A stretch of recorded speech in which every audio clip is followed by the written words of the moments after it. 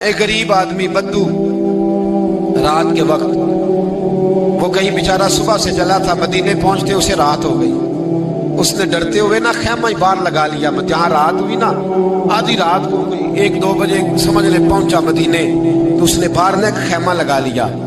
بیوی اس کی امید سے تھی، بچے کی ولادت کا وقت قریب آ گیا، بیمار ہو گئی، اس نے خیمہ لگایا۔ بیوی اندر ہے، حضرت عمر فاروق گشت پہ تھے رات کو، ساتھ ایک غلام تھا۔ حضرت عمر فاروق رضی اللہ تعالیٰ عنہ کہنے لگے وہ آگ جل رہی ہے تھوڑی سی، پتہ کرو کون ہے۔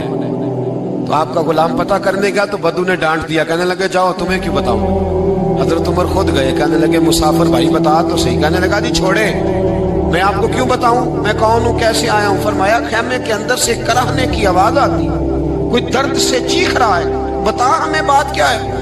کہنے لگا جی میں فلاں بستی فلاں علاقے کا ایک غریب ہوں، امیر المومنین عمر فاروق سے ملنے آیا ہوں، اور رات ہو گئی ہے تو یہاں خیمہ لگایا ہے، صبح میں ان سے مل کے چلا جاؤں گا۔ تو رات کو تکلیف دینا پسند نہیں کیا، تو میری بیوی امید سے تھی، اب بچے کی ولادت کا وقت قریب ہے، پاس کوئی نہیں۔ حضرت عمر کہنے لگے تو ٹھہر میں ابھی آیا، چہرے پہ نقاب ہے، اسے بتایا نہیں میں ہی امیر المومنین۔ عمر دوڑے گئے، اپنی زوجہ سے کہنے لگے اگر تجھے بہت بڑا اجر مل رہا ہو تو حاصل کرے گی؟ کیا کروں گی؟ تو کہنے لگے چل پھر میرے ساتھ، بہت بڑا اجر ہے۔ ایک دوست کے ہاں ولادت کا وقت ہے، ضرورت کی چیزیں ساتھ لے لو۔ اس عورت نے تھوڑے دانے لے لیے، گھی لے لیا۔ حضرت عمر سے کہنے لگی لکڑیاں اکٹھی کر لے۔ امیر المومنین کونسلر کی بات نہیں بتا رہا آپ کو، میں آپ کو ایم پی اے کی بات نہیں بتا رہا، اس کی بات بتا رہا ہوں جو 22 لاکھ مربع میل کا حکمران ہے، اس کی بات بتا رہا ہوں جس کے بارے میں میرے مصطفیٰ کریم صلی اللہ تعالیٰ علیہ وآلہ وسلم نے فرمایا میرا عمر تو وہ ہے کہ 950 سال حضرت جبریل بھی اس کی شان بیان کرے تو عظمت ختم نہیں ہوتی۔ اتنا بڑا شخص۔ حضرت عمر نے لکڑیاں اکٹھی کی، اینٹوں کا روڑے لے کے چولہا بنایا، پہنچ گئے۔ آپ کی زوجہ کہنے لگی یہ تھوڑے دانے ڈالنے، گھی ڈالنے اور ایک لکڑی لے کے اس کو ہلائیں، تیار کریں۔ خود زوجہ اندر چلی گئی، حضرت عمر بار پکانے لگے۔ وہ بدو کہتا ہے میں اس طرح کا ان کے ساتھ بہیو کرنے لگا جیسے وہ کسی چوکیدار کے ساتھ نہیں کرتا۔ میں نے سمجھا یہ عمر نے چوکیدار رکھے آنے جانے والے مہمانوں کا۔ میں کبھی پانی کا پیالہ مانگتا، کبھی کوئی بات، عمر دوڑے جاتے، کبھی پانی لاتے۔ او مسلمانوں، او میرے رسول کے غلاموں، یہاں اس دین کی بات کی جا رہی ہے جو دین حضرت عمر فاروق رضی اللہ تعالیٰ عنہ نے جس پر عمل کر کے دکھایا ہے، اس دین کی۔ یہ والا نظام ہم نے لانا تھا، یہ ہمیں بتایا گیا تھا کہ پاکستان میں یہ رنگ ہوگا، ایسا نہیں ہوگا کہ امیر بیمار ہو تو لندن میں علاج ہو، یورپ میں، اور غریب کا بچہ بھی پیدا ہو تو وہ ہسپتال کے دروازے پہ ہی پیدا ہو جائے۔ یہ اس والے پاکستان کی تصویر ہمیں نہیں دکھائی گئی کہ گندم امیر شہر کی ہوتی رہی خراب اور بچی کسی غریب کی فاقوں سے مر گئی۔ لیکن یاد رکھو، بس میری زبان پہ آیا ہے آج، مجھے کہہ لینے دو، امیر شہر سے لیں گے حساب پائی پائی کا۔ اور مجھے کہنے دو، ارادہ کرنے دو، امیر شہر سے لیں گے حساب پائی پائی کا۔ بس غریب شہر کے بچے تو جوان ہونے دو، ذرا ہمارے بچوں کو بڑا ہو لینے دو، ذرا انہیں اپنے دین کو سمجھ لینے دو، ہم ہمیں پوچھیں گے۔ اور اگر یہاں غریب نہ پوچھ سکے تو میرے نبی پاک نے فرمایا قیامت والے دن غریب ہی طاقتور ہوں گے، وہ دن ہوگا ہی غریبوں کا، یہ تمہیں پوچھیں گے۔ ہوٹل میں نا ایک بابا جی برتن مانجتے تھے، بوڑھے آدمی تھے، 70 سال کے قریب عمر تھی۔ ان کا ایک بیٹا تھا، ایک بہو تھی، ایک پوتا تھا، لیکن وہ بیچارے بیٹا بیمار رہتا تھا تو لہذا وہ خود مزدوری کرتے تھے۔ کہتے ہیں ایک دن وہ بابا جی میرے پاس آئے، کہنے لگے میم صاحبہ 2-4 دن کی چھٹی چاہیے۔ تو میں نے کہا خیریت ہے؟ کہنے لگے میڈم میرا بیٹا فوت ہو گیا۔ بیٹا، آپ کو پتہ ہے باپ کا جنازہ پڑھنا آسان ہے، بیٹے کا جنازہ اٹھانا بڑا مشکل کام۔ کہتی ہے میں کچھ لکھ رہی تھی، میرے ہاتھ سے قلم گر گیا، میں نے خود گاڑی بھیجی، بابا جی گاؤں چلے گئے جہاں وہ رہتے تھے۔ کہتی 2-3 دن کے بعد میں اور میرا شوہر گئے تو رستے میں ہم باتیں کر رہے تھے کہ کیا تعزیت کریں گے، ایک ہی بیٹا تھا، کوئی رشتہ دار بھی نہیں، تو اس کی تو کائنات اجڑ گئی، کن لفظوں سے اسے تعزیت کیا کہیں گے۔ کہتے جب ہم گئے تو وہ ٹوٹی ہوئی چٹائی پہ بیٹھا تھا، کچھ لوگ قریب تھے، ہم نے جا کے کہا بابا آپ مسلمان ہیں، ہم آپ کو کیا نصیحت کریں۔ ایک ہی بیٹا تھا کہ کس طرح کر کے ہم آپ کو تسلی دیں. تو کہتے ہیں اس نے آنکھیں کھولی, بوڑھی آنکھوں میں ایمان کی روشنی. کہنے لگا بی بی کیا تعزیت کی بات کرتی ہو, میں نے کوئی پیسے جمع کرا کے بیٹا لیا تھا, خدا نے فضل سے دیا تھا, عدل سے لے گیا ہے, میں اپنے رب کے فیصلے میں بڑا راضی ہوں. اللہ اکبر. وہ خاتون کہتی ہے کہ وہ بابا جی سے میں نے کہا کہ چلو آپ 1 مہینے کی چھٹی کر لے. تو کہنے لگا نہیں میڈم میں مسلمان ہوں, مفت کی روٹی نہیں کھاتا, مزدوری کر کے کھاتا ہوں, میں انشاءاللہ 2-3 دن کے بعد کام پہ آ جاؤں گا. کہتے ہیں وہ چند دنوں کے بعد آ گیا. اللہ کی قدرت کے ابھی 2-3 ماہ گزرے تھے, پھر آیا. میڈم چھٹی چاہیے کچھ دنوں کی. میں نے کہا خیریت ہے. کہنے لگے وہ میری بہو بھی ہارٹ اٹیک سے فوت ہو گئی. کہتے اب میں بھی تڑپ گئی ہوں اور عیسائی ہو کہ میری آنکھوں میں آنسو آ گئے. میں نے کہا گھر کا دروازہ بند ہو گیا, اب یہ بیچارہ کیا کرے گا. وہ اپنے شوہر کے غم میں ہارٹ اٹیک سے فوت ہو گئی. کہتے ہم پھر 2-3 دن کے بعد تعزیت کے لیے گئے. پھر ٹوٹی ہوئی چٹائی, بوڑھا نہ اپنی انگلیوں سے زمین پر کچھ بنا رہا ہے. کہتے قریب گئی اور میں نے جا کے کہا بابا اب تو تسلی آپ نے خود ہی کرنی ہے, جو نظام تھا وہ تو ہو گیا. تو کہتے ہیں پھر اس نے آنکھیں کھولی, آسمان کی طرف دیکھا تو کہنے لگا بیٹی کوئی پریشانی نہیں, میرا بیٹا بغیر شادی کے بھی تو فوت ہو ہی سکتا تھا نا, بس میرے مالک نے جب چاہا جیسے چاہ ہوا. میں انشاءاللہ 2-4 دن کے بعد کام پہ آؤں گا. یہ میرا 3-4-5 سال کا پوتا ہے, ابھی اسکول داخل ہوا ہے, میں ساتھ لے آؤں گا. وہاں میرے ساتھ اوپر کوارٹر میں جہاں میں رہتا ہوں یہ بھی رہے گا. کبھی کبھی میں دیکھتی چھت پہ کھڑے ہو کے کہ دادا گھوڑا بنا ہوا ہے اور پوتا سواری کر رہا ہے. وہ سویرے اٹھتا, اس کو سکول چھوڑ کے آتا, شام کو لے کے آتا, پیار کرتا, محبت کرتا. 3ری منزل پر ہم نے کوارٹر دیا ہوا تھا, وہاں دادا پوتا رہتے. اللہ تو بڑا بے نیاز ہے. کہتی ہے اقبال ایک دن نا پوتا اوپر والی منزل پہ کھیل رہا تھا, اس کا پیر پھسلا, وہ گردن کے بل زمین پہ گرا. مجھے خبر ہوئی تو میں دوڑی, ایمبولینس منگائی. خون سے لتھڑے ہوئے اس بچے کو دادے نے اپنی گود میں رکھا.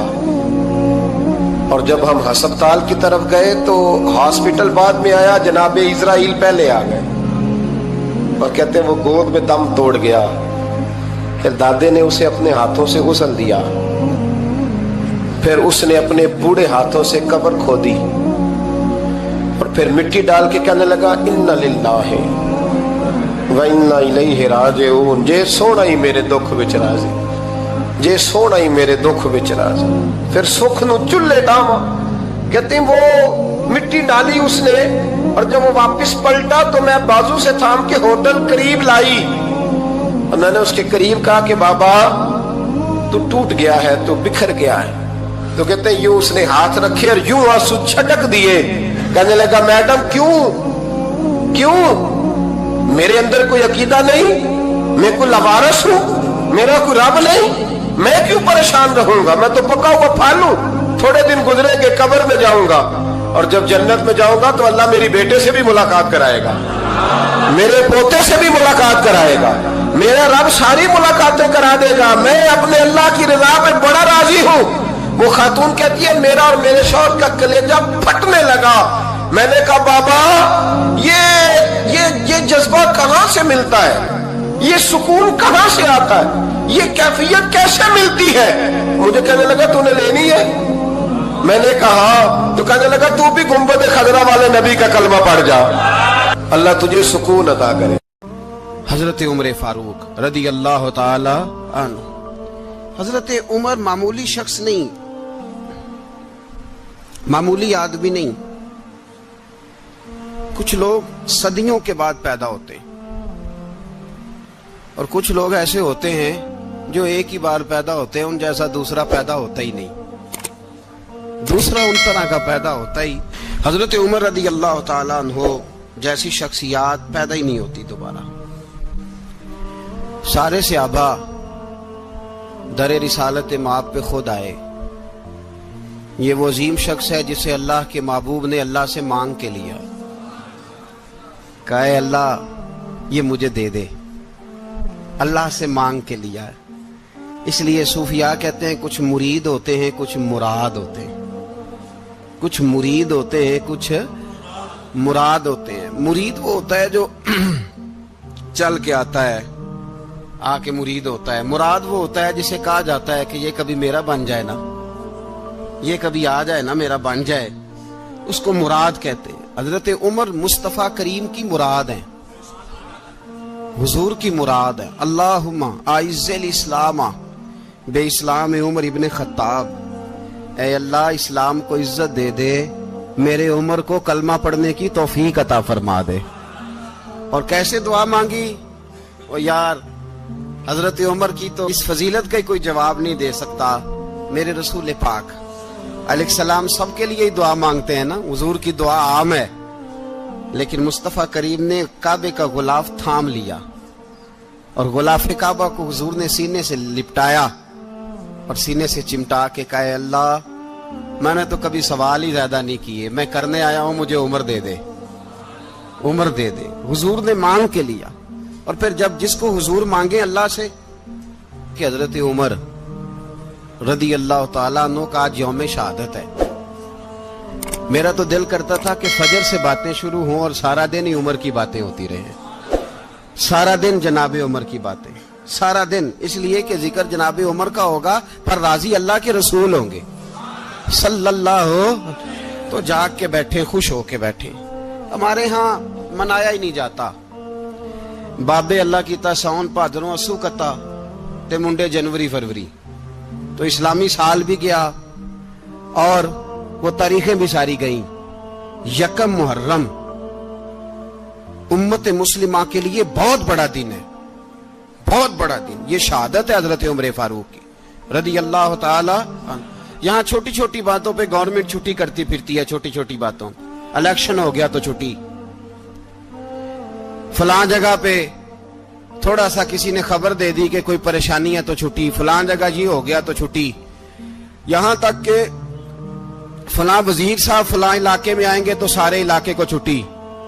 اور اب تو اس سے بڑا حال ہونے لگا ہے, اگر جن لوگوں کی سندھ میں حکومت ہے ان کے لیڈر کا دن آیا تو اس دن چھٹی, اور جن کی پنجاب میں حکومت ہے ان کا دن آیا تو چھٹی. ہمارا مطالبہ ہے حکومت پاکستان سے, اگر سر اٹھا کے جینا چاہتے ہو تو یکم محرم کو چھٹی کیا کرو. اگر سر اٹھا کے جینا چاہتے ہو تو یکم محرم کو چھٹی کرو جناب عمر کے دن. اور ملت کے جوانوں کو بتاؤ کہ اگر عزت کی زندگی جینا چاہتے ہو تو اس طرح جیو جس طرح فاروق اعظم جی کے گئے. عزت اور وقار کی زندگی, جمہوریت حضرت عمر سے سیکھنی پڑے گی. حکومت کرنے کے طریقے حضرت عمر سے. رعایا کو سیکھنا پڑے گا کہ امیر کس طرح بنایا جاتا ہے اور امیر کس طرح کے ہوتے ہیں. یہاں لوگ ہمیں یورپ کی مثالیں دیتے ہیں, لوگ یہاں ہمیں آ کر کے امریکہ کی مثالیں, انہیں کیا پتا حکومت کیا ہوتی ہے. وہ کہتے ہیں جی وہ سائیکل پہ جاتا ہے ان کا حکمران. میں نے کہا وہ سائیکل پہ جاتا ہے؟ میرے عمر فاروق مدینے سے مکے گئے تھے تو پیدل ہی حج کرنے چلے گئے, پیدل ہی. اور جناب عمر فاروق رضی اللہ تعالیٰ عنہ عید کی نماز پڑھانے گئے. عید کی نماز عمر خطبہ عید دینے گئے. اور اس زمانے میں کون سا غریب ہے جو ننگے پاؤں جاتا ہو؟ کون سا غریب ہے جو مسجد ننگے پاؤں جاتا ہو؟ لوگوں نے تو 3 قسم کی چپلیں رکھی ہوئی ہیں. ایک مسجد جانے کی علیحدہ ہے, گھر پہننے کی علیحدہ ہے, شادی بیاہ پہ جانے کی چپل علیحدہ ہے. حضرت عمر فاروق رضی اللہ تعالیٰ عنہ نکلے عید کا خطبہ دینے کے لیے تو بیوی سے کہنے لگے جوتا. اس نے کہا صاحب اتنی دفعہ ٹوٹا ہے اب گانٹھا نہیں جا سکتا, اتنی دفعہ ٹوٹا ہے کہ اب دوبارہ پیمند نہیں لگ سکتے. تو حضرت عمر کہنے لگے چل کوئی حرج نہیں, بغیر جوتے کے ننگے پیر ہی چلتے ہیں, کوئی حرج نہیں. تو کہنے لگے لوگ کیا کہیں گے؟ فرمایا چپ کر. لوگ جس دن عمر نے یہ دیکھ لیا نا لوگ اس کے بارے میں کیا کہتے ہیں, اس دن عمر نہیں رہے گا. تو کہا پھر آپ کا نظریہ کیا ہے؟ فرمایا میرا نظریہ یہ ہے کہ رب رسول میرے بارے میں کیا کہتے ہیں. لوگوں کا کیا ہے؟ لوگ کل کسی کے بارے میں کچھ کہتے ہیں اور پرسوں کچھ کہتے ہیں. میرا نظریہ یہ ہے کہ رب رسول میرے بارے میں ننگے پیر عمر جا رہے ہیں. کون جی؟ میں بڑا ماڑا. اچھا جناب کیا غربت ہے؟ 10 قسم کے جوڑے لٹکے ہوئے ہیں کمرے میں اور پہننے کی فرصت نہیں. سویرے کیا پہننا ہے, شام کیا پہننا ہے, 15 سوٹ کٹھے استری ہو کے लॉन्ड्री वाला भेज रहा है और तू गरीब है, तू बहुत बड़ा गरीब है। इसलिए कि गुर्बत पैसों की वजह से नहीं होती, गुर्बत तो दिल की होती है। तू वाकई बड़ा गरीब है और तू गरीब ही रहेगा। अमीर तो उमर फारूक थे, उमर फारूक थे जो नंगे पांव चले गए ईद की नमाज पढ़ाने, तो रस्ते में जो मिला कहने लगा उमर जूता तो पहन लो। फरमाया तुम्हें उमर का जूता ना पहनने का नक्श तो नजर आया है, कोई हर्ज नहीं। अगर उमर को कभी बताना हुआ तो वो वाला नुक्स बताना जो उमर की सीरत में पैदा हो, किरदार में पैदा हो, वो वाला नुक्स बताना। ये छोड़ो जूते आते जाते रहते, नंगे पांव गए, पांव धोए, नमाज पढ़ाई, लौट आए। ओ भाई यहाँ तो हमारा बनाव श्रृंगार उतरना, जितनी तवज्जो कपड़ों की तरफ है, इतनी तवज्जो कभी हमारी इल्म की तरफ होती ना, जितना ज़ौक शौक हमारा बनाव श्रृंगार की जानिब है, इतना बनाव श्रृंगार कभी हमारा इखलाकियात की जानिब होता तो मामलात बड़ी हद तक संवरे हुए होते। हजरत सैयदना फारूक आजम रदी अल्लाह तआला अपनी जिंदगी को तरतीब दिया। एक दिन भी खिलाफत नहीं मांगी अल्लाह से। हजरत औफ बिन मालिक अशजई एक सहाबी हैं। हजरत औफ बिन मालिक रदी अल्लाह तआला अन्हु फरमाते हैं कि जनाब अबू बकर सिद्दीक का जमाना था तो मैंने ख्वाब देखा। मैंने ख्वाब में जनाब उमर को देखा और मैंने देखा कि कोई कहने वाला कह रहा है कि उमर वो है कि अल्लाह के रास्ते में कोई इसे जितना मर्जी बुरा भला कहे ये परवाह नहीं करता। किसके रास्ते में? बोले सारे। इसका मतलब है अल्लाह के रास्ते में लोग बुरा भला भी, कुरान मजीद ने कहा वला यखाफून लौमत लाइम, कुछ लोग ऐसे हैं जो बुरा भला कहने वालों की परवाह नहीं करते। आप यकीन करें अगर परवाह शुरू हो जाए ना तो दीन का काम खत्म हो जाए। ना कोई तकरीर करे, ना कोई तदरीस करे, ना कोई पीरी मुरीदी करे, खत्म हो जाए अगर बातों की परवाह हो। लेकिन वो परवाह, हजरत औफ बिन मालिक अशजी कहते हैं मैंने ख्वाब में देखा कि उमर वो है जो किसी की परवाह, और दूसरी बात मैंने ये देखी कि उमर खलीफा बनेगा, और तीसरी बात मैंने ख्वाब में ये देखी कि उमर शहीद भी किया जाएगा, उमर शहीद भी होगा। ये मैंने तीन बातें ख्वाब में देखी। फरमाते हैं मैंने आके ख्वाब हजरत अबू बकर सिद्दीक को सुनाई, वो खलीफा थे। वो कहने लगे ठहर जा, मैं उमर को बुलाता हूं, उसके सामने दोबारा सुनाना। उसके सामने फरमाते मैंने बुलाया हजरत उमर फारूक को, आके बैठे, ख्वाब शुरू हुआ। का एक बात तो मैंने ये देखी कि आप मलामत करने वाले की परवाह नहीं करते, दूसरा आप खलीफा बनेंगे। जनाब उमर कहने लगे चुप कर, अबू बकर के सामने ही कह रहा है, चुप कर, खलीफा के सामने ही कह रहा है। तो अबू बकर सिद्दीक कहने लगे उमर इसे कहने दो, मुझे लगता है रब की रजा यही है कि मेरे बाद अगर मुस्तफा का मिंबर मिले तो उमर को मिले, इसे कहने दो। यार यहां तो लोग डींगे मारते हैं, यहां तो लोग दावे करते हैं, मेरे सामने फलाने को भी बिठाओ, फलाने को भी बिठाओ, उसको क्या पता, इसको क्या पता, ये तो बढ़के मारने का दौर है। हजरत उमर रदी अल्लाह तआला अन्हु को तीसरी बात कही। हजरत औफ बिन मालिक ने कहा आप शहीद किए जाएंगे, मैंने ख्वाब देखी है। नेक लोगों के ख्वाब बड़ी हद तक सच्चे होते हैं। कहा मैंने ख्वाब देखी है। तो हजरत उमर कहने लगे शहीद तो दलेर लोग होते हैं, शहीद तो दलेर, जिसे सारा जमाना दलेर कह रहा है वो अपने बारे में क्या कह रहे हैं? कहते हैं शहीद तो दलेर, मैं तो काहिल सा आदमी हूँ, सुस्त आदमी हूँ, मैं तो इतना काम ही नहीं करता, तो ये ख्वाब तूने जो ठीक है देखा है ना, फिर से देखना। तो अबू बकर सिद्दीक फरमाने लगे आजिज़ी ना कर, इनकिसारी ना कर, तो जो कह रहा है ठीक कह रहा है, लेकिन मुझे सुन के शुक्र भी हुआ है और अफसोस भी हुआ है। अफसोस इस बात का कि तेरे जैसा बतले अजीम चला जाएगा, और शुक्र इस बात का कि रब तुझे जिंदगी भी एजाज वाली देगा, और शहादत की मौत दे के अल्लाह तुझे मौत भी इज्जत वाली अता फरमाएगा। अल्लाह मौत भी तुझे इज्जत वाली देगा, तुझे काहिलों जैसी मौत अल्लाह। हजरत फारूक आजम रदी अल्लाह, ओ भाई यहां तो इस जमाने का सबसे बड़ा मसला प्रोटोकॉल है। लोगों को पता होता है कामिल पीर है, कामिल मुर्शिद है, लोग नहीं जाते। मैं किसी का मुरीद हो जाऊं, मेरा प्रोटोकॉल किधर गया? पता होता है ये कामिल उस्ताद है, मैं इसके पास बैठूंगा तो मेरी तरबियत करेगा, लेकिन लोग शागिर्द नहीं बनते। मैं किधर गई? ये जो प्रोटोकॉल की मुसीबत है ना, इसने बड़े बड़े लोग जीरो कर दिए, बड़े बड़े लोग। और ये मत समझे कि आपका वजीर आजम प्रोटोकॉल लेता है या आपका सदर प्रोटोकॉल, वुज़ारा, ऐसी कोई बात नहीं। ہم چھوٹے طبقے سے لے کر بڑے سارے پروٹوکول کے قائل ہیں. ہمارا تو داماد بھی کہتا ہے کہ مجھے پوچھا نہیں میں تمہارے گھر کیوں آؤں. ہمارا تو بھائی ہر شخص اعلان کرتا ہے پروٹوکول کا. فلانے نے عزت نہیں دی تو واپس آ جاؤ, فلانے نے سلوٹ نہیں کیا تو واپس آ جاؤ. لوگ جہاں سلوٹ کرنا چاہیے وہاں بھی سلوٹ کرانے کے قائل ہیں. پر حضرت عمر رضی اللہ تعالی, حضرت عمر کی سادگی اور پھر جناب عمر کی عاجزی, جب انسان اپنے اوپر سوار کر لیتا ہے نا, سوار کر لیتا ہے, میں بدکار پرانا خادم کسے در ملی نٹ ہوئی, تے واصف یار نے نظر جو کی تھی تے واصف ہی. میں اکثر سوچتا ہوں حضور نے جہاں بھی کہا نا, فرمایا میرے بعد نبی ہوتے تو خطاب کے بیٹے عمر ہوتے. حضور نے فرمایا عمر جس رستے سے جاتا ہے شیطان وہ رستہ بدل جاتا ہے. نبی پاک صلی اللہ علیہ وسلم نے فرمایا میرا عمر وہ ہے کہ اس کی زبان پر حق جاری ہے. حضور علیہ الصلوۃ والسلام نے فرمایا 950 سال حضرت جبریل میرے عمر کی شان بیان کریں تو ان کی عظمت ختم نہیں ہوتی. 950 سال جبریل عظمت بیان کرے تو ختم نہیں ہوتی. یہ بات ہے حضرت عمر کی. اور فرمایا عمر ابو بکر کی نیکیوں میں سے ایک نیکی ہے. یہ شان ہے اب عمر فاروق رضی اللہ تعالیٰ عنہ کی. حضور نے فرمایا میرے بعد نبی ہوتے تو عمر ہوتے, جس گلی سے عمر آئے شیطان رستہ بدل جائے. میرے عمر فاروق کی شان 950 سال بیان ہو تو ختم نہ ہو. عمر کی زبان پر اللہ حق بیان کرتا ہے, جو عمر کہتا ہے وہی رب کر دیتا ہے. حضور ساری زندگی فضیلتیں بیان کرتے رہے, عمر جواب میں کیا کہتے ہیں؟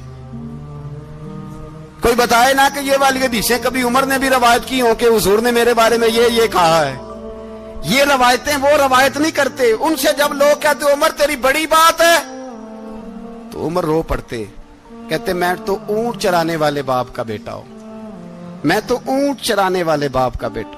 اونٹ چرا, اس سے آگے عمر گئے ہی نہیں ساری زندگی, اس سے آگے لفظ ہی نہیں ادا کی. اور میں تو بھائی اونٹ چرانے والا, میرا باپ تو اونٹ چرایا کرتا تھا, 10 اونٹ تھے, میری ڈیوٹی ہوتی تھی, سنبھالے نہیں جاتے تھے, ابا ڈنڈوں سے مارتا تھا.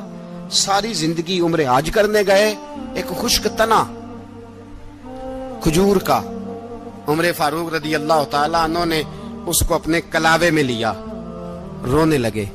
لوگوں نے کہا عمر کیا ہوا؟ فرمانے لگے یہاں میں اونٹ چرایا کرتا تھا, یہاں میں اونٹ چراتا تھا, 10 اونٹ سنبھالے نہیں جاتے تھے. دیکھو رسول اللہ کی شان, آج ساری امت چلانے کا طریقہ عطا فرما دیا ہے. ساری نظریے سے پیار. یار پیسہ کس کو برا لگتا ہے؟ آپ جس آدمی کی 50 کروڑ کی پراپرٹی ہے اس کو پوچھیں سب سے غریب, آپ کو وہی نظر آئے گا.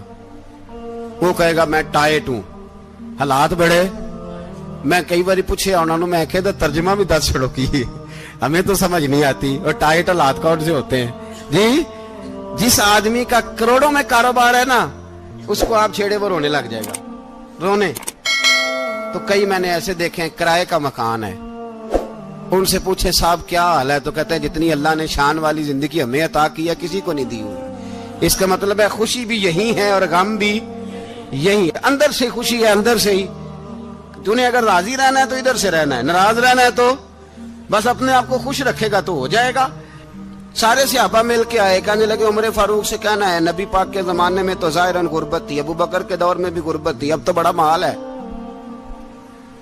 عمر سے سفارش کرو کہ عمر نیا کرتا پہنا کرے. ملکوں کے سفیر آتے, عمر وہی پھٹی پرانی چادر اوڑھ کے اور وہی کئی جگہ پہ پیوند لگے سوٹ پہن کے سفیروں کے سامنے بیٹھ جاتا ہے. عمر کو مشورہ دو, طے ہو گئی بات. سب نے جب مشورہ دے لیا تو سارے کہنے لگے یہ بتاؤ شیر کی مونچھ کو ہاتھ کون لگائے گا؟ کہنا کس نے ہے, بندہ بھی تو ڈھونڈو نا. میں کہا جناب میرا یہ خیال ہے کہ مولا علی شیر خدا کہیں گے, کیونکہ جس شخص کی عمر کو سب سے زیادہ حیا کرتے دیکھا وہ شیر خدا مولا علی ہے رضی اللہ تعالی علی کہیں گے. اس لیے کہ جناب علی تو کئی دفعہ جب گفتگو کرتے تھے تو حضرت عمر چپ کر جاتے تھے اور فرماتے تھے علی نہ ہوتا تو میں ہلاک ہو جاتا. تو کہا علی سے کہو. جناب علی شیر خدا کو بلایا, کس کام کے لیے جی؟ اللہ اکبر.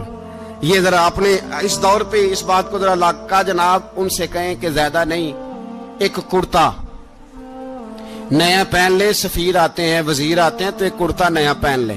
حضرت علی کو بلایا, آپ فرمانے لگے کوئی اور بات ہوتی تو میں کہہ دیتا, یہ والی میں نہیں کہہ سکتا. کوئی اور ہوتی تو میں عمر کو کئی دفعہ کہہ دیتا ہوں, جلال میں بھی تو سن, یہ والی میں نہیں کہہ سکتا. میں تمہیں ایک مشورہ دیتا ہوں. کہا وہ کیا؟ کہنے لگے سیدہ عائشہ صدیقہ سے کہو, وہ مومنوں کی ماں ہیں, عمر ٹالے گا نہیں. اماں جی سے جا کے کہا اماں جی نیا کرتا عمر سے کہیں پہن لیں, وزیر آتے ہیں, بڑے بڑے لوگ, تو چلو کوئی عرض نہیں. اماں جی نے کہا اچھا کوئی بات نہیں, میں بلا لیتی ہوں. جناب عائشہ نے پیغام بھیجا. جب خادم نے کہا نا مصطفیٰ کے گھر سے پیغام آیا ہے, تو 20 لوگ بیٹھے تھے. عمر کانپتے ہوئے اٹھے, کانپتے دوڑے. حضرت عائشہ پردے میں تھی تو فرماتی ہیں عمر اتحیات کی حالت میں بیٹھ گئے. کہا اماں جی دیر تو نہیں ہو گئی مجھے آنے میں؟ کہا نہیں, ٹائم پہ آ گئے ہو.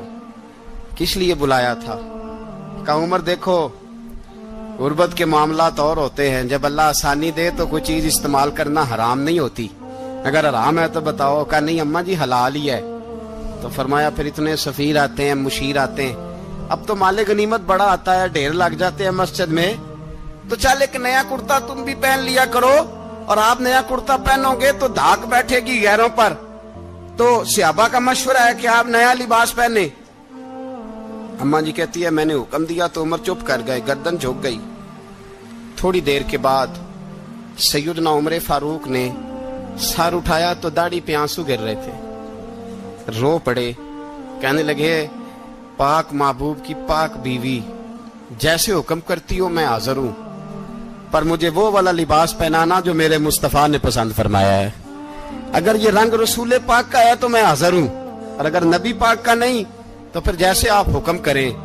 جناب عائشہ کہتے ہیں عمر روئے تو میں زیادہ روئی, میرا پلو بھیگ گیا آنسوؤں سے. میں نے کہا عمر آپ جائیے. عمر یوں نکلے تو جو صحابہ کھڑے تھے وہ کونے میں تھے, سارے آ گئے. کہا اماں جی کیا بناؤ؟ فرمایا بھائی تم سب جو باتیں کہتے ہو وہ اپنی جگہ ٹھیک ہیں, پر عمر جو بات کرتا ہے وہ سب سے زیادہ ٹھیک ہے. عمر جس پہلو پر بات کرتا ہے وہ, یار ایسی عاجزی, ایسا رنگ, ایسا انداز, ایسا طرز حیات, ایسی زندگی. اولاد کے معاملے میں لوگ بزدل ہو جاتے ہیں, بزدل. پر حضرت عمر کا بیٹا مصر گیا, وہاں سے کمائی کر کے لایا, تجارت کرنے گیا, لاکھوں کا مال. کون سا باپ ہے دنیا میں جس کا بیٹا باہر سے پیسے لے کے آئے تو ابا تفصیل پوچھے کہ بیٹا کہاں سے کمائے, کہاں سے لایا, کتنے ملے, کیوں آئے؟ کون سا باپ تفصیل پوچھتا ہے؟ ابا تو کہتا ہے لا صحیح, اور تعریفیں کرتا ہے میرا بیٹا بڑی کمائی کرتا ہے. کبھی پوچھا ہے اس سے کہ ڈیوٹی صحیح دیتا ہے کہ نہیں؟ کبھی پوچھا ہے کہ تو ایمانداری کی روزی لاتا ہے کہ حرام کی کماتا ہے؟ یہ باپ کی ذمہ داری ہے, یہ اماں کی ذمہ داری ہے. پھر کہتا ہے بیماری کیسے آ گئی, پریشانی کیسے آ گئی؟ تو نے کبھی سوال کیا اپنی اولاد سے؟ حضرت عمر فاروق رضی اللہ تعالیٰ عنہ کا بیٹا مصر سے پیسے کما کے لایا تو جناب عمر نے بلایا, فرمایا بیٹے اتنی تو تیرے پاس راس ہی نہیں تھی, تھوڑے سے تو پیسے لے کے گیا تھا, اتنی کمائی کیسے ہو گئی؟ اتنے تو پیسے نہیں تھے صاحب, کہاں سے کمائی لائے؟ اس نے کہا ابا جی وہ جو میرے چچا ہے نا مصر کے گورنر, آپ کے دوست, انہوں نے میری مدد کی ہے. فرمایا جتنے لوگ گئے تھے سب کی ہے مدد اس نے؟ کہا نہیں صرف میری کی. فرمایا تیری کیوں کی؟ تیری کیوں کی؟ کہا حضور آپ کے دوست ہیں. فرمایا چپ کر, حضور انہوں نے مجھے اتنے پیسے دیے, میں نے کاروبار میں ڈالے تو نفع آیا تو میں ان کی رقم دے کے. فرمایا خاموش ہو جا, باقی جتنے لوگ گئے تھے سب کی مدد کی اس نے؟ کہا نہیں حضور صرف میری کی. فرمایا اس نے تیری مدد نہیں کی, اس نے خلیفہ کے بیٹے کی مدد کی, اس لیے کہ وہ خلیفہ کو اپنے حق میں نرم کر سکے. فرمایا آدھا مال تیرا ہے, آدھا مال غنیمت کا ہے, مال خزانہ کا ہے, مسلمانوں کا ہے, اس لیے کہ تو جو وہاں سے مال کما کے لایا ہے وہ اپنے باپ کے خلیفہ ہونے کی وجہ سے کما کے لایا ہے, لہذا رکھ ادھر. یہاں کہتے ہیں کدھر سے آیا, کیسے آیا, کون سا حساب دیں, کیا کریں؟ او بھائی حضرت عمر رضی اللہ تعالیٰ عنہ کا اپنی اولاد کے بارے میں یہ رنگ ہے. ایک جنگ سے نا خوشبو آئی, خوشبو بڑی مہنگی ہوتی تھی, عرب میں خوشبو آج بھی بڑی مہنگی ہے, وہ زیادہ استعمال کرتے ہیں. میری باتوں کی سمجھ آ رہی ہے میرے بھائی؟ بڑی مہنگی خوشبو تھی. جب وہ خوشبو آئی تو حضرت عمر نے کہا, گھر میں پہلے پہنچی حضرت عمر کے, چونکہ زیادہ عورتیں استعمال کرتی تھی گھر کے اندر خوشبو, مرد بھی لگاتے تھے. حضرت عمر نے اپنی بیوی سے کہا, آپ کی زوجہ جو تھی وہ بڑی خوشبو کو پسند کرتی تھی. حضرت عمر نے اپنی زوجہ سے کہا کہ خوشبو لاؤ, میں نے ایک عورت کی ڈیوٹی لگائی ہے, وہ خوشبو تول کے نا تو حصہ برابر صحابہ میں بانٹ دے گی.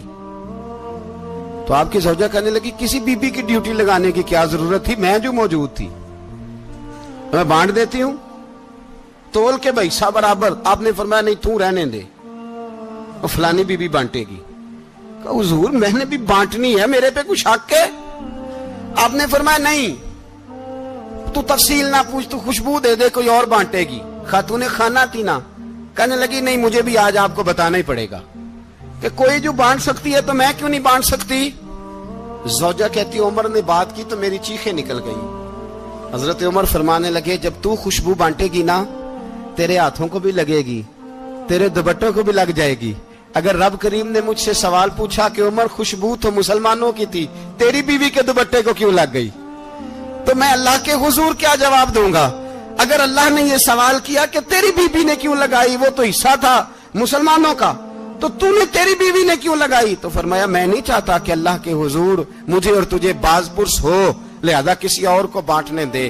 زوجہ روئی اور تڑپ کے کہنے لگی, عمر مجھے لگتا ہے صبح قیامت بھی تیری بیوی ہونے کی وجہ سے اللہ مجھے جنت عطا فرما دے گا, تیری زوجہ ہونے کی برکت سے. بھائی یہ معیار رکھا, خدا کی قسم ایسا شخص تاریخ میں دوبارہ نہیں آیا.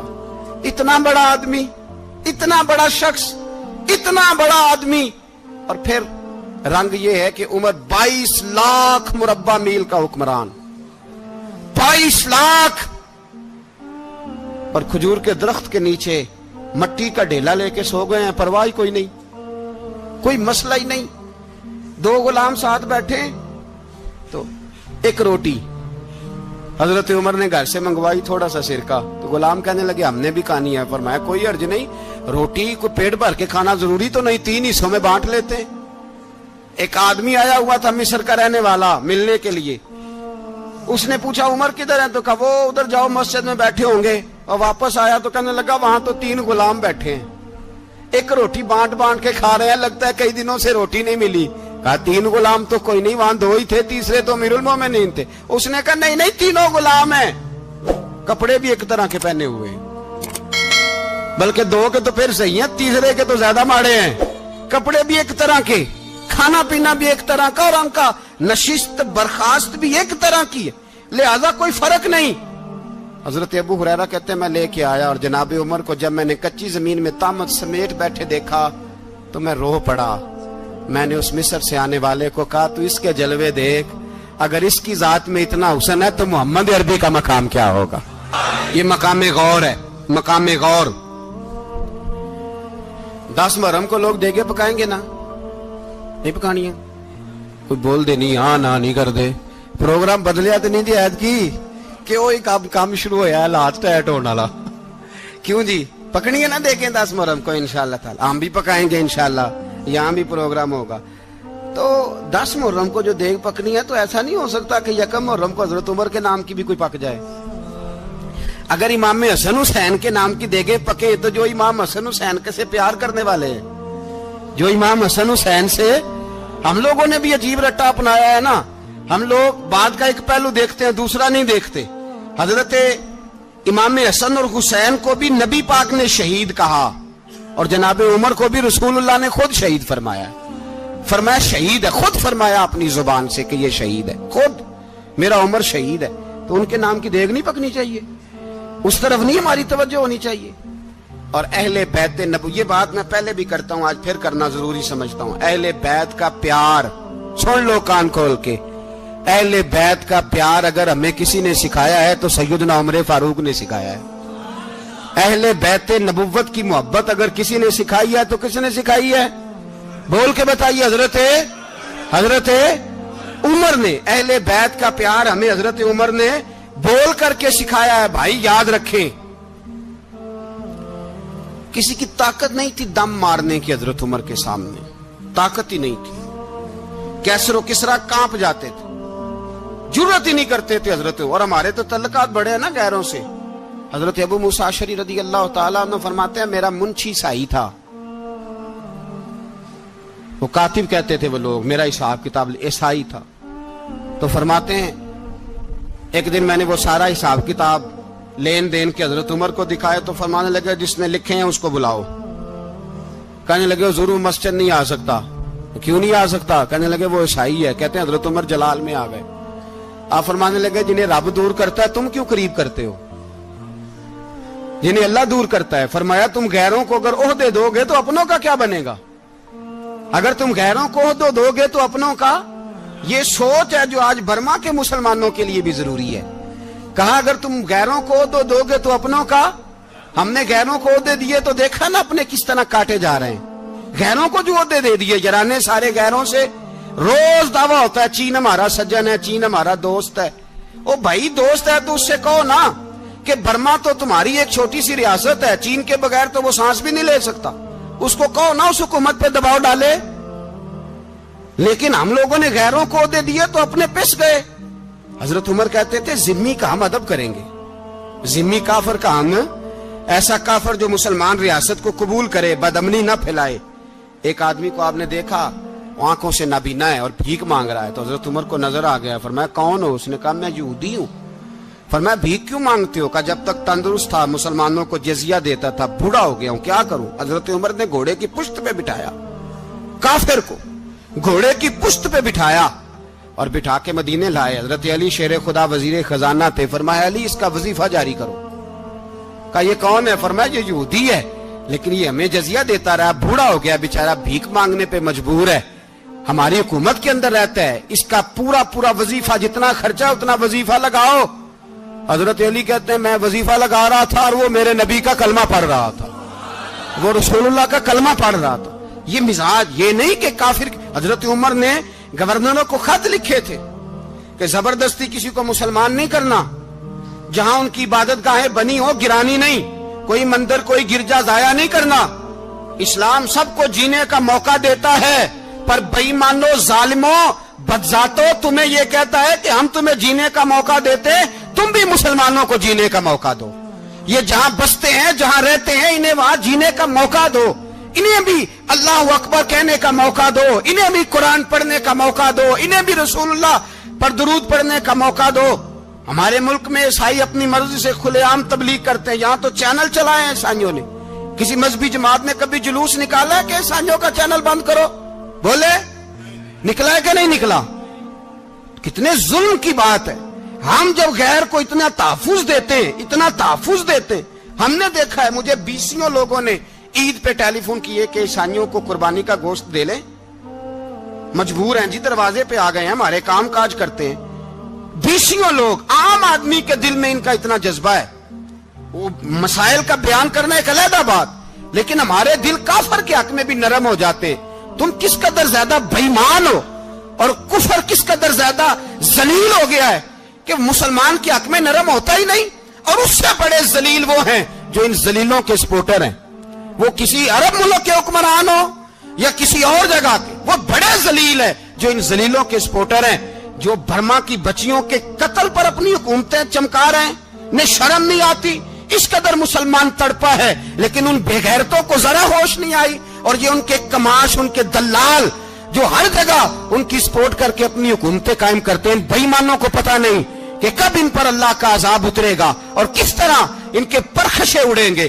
तुम्हें अपनी जिल्लत और रुसवाई नजर नहीं आ रही कि जमीन किस तरह तुम्हारे लिए तंग हो गई है? इससे ज्यादा और तुम्हारी रुसवाई क्या होगी? डरो अल्लाह से, और ये तो दुनिया का अजाब है। इन्ना बत्श रब्बिक शदीद, मेरा रब कहता है कयामत तो कायम होने दे। जितना सख्त तेरे रब की पकड़ है इतनी किसी दूसरे की हो सकती, याद रखिए। और थोड़ा एहतियात करें हम सब लोग भी, जो हम लोग आधी जुबान बोल के भी इनकी सपोर्ट करते। अब शर्म आनी चाहिए हमें इन हुकूमतों की सपोर्ट करते जो मुसलमानों की लाशों के ऊपर हुकूमतें कायम करते हैं, शर्म आनी चाहिए। बहरहाल बात दूर निकल जाएगी और मैं अपने मजमून पे रहता हूं। अहले बैत का प्यार अगर सिखाया है तो जनाब उमर ने सिखाया है, रदी अल्लाह ताला अन्हो, इमाम हसन मिलने। आप यकीन करें, मैं जब इस वाकया को पढ़ता हूं तो मेरा दिल झूम जाता है।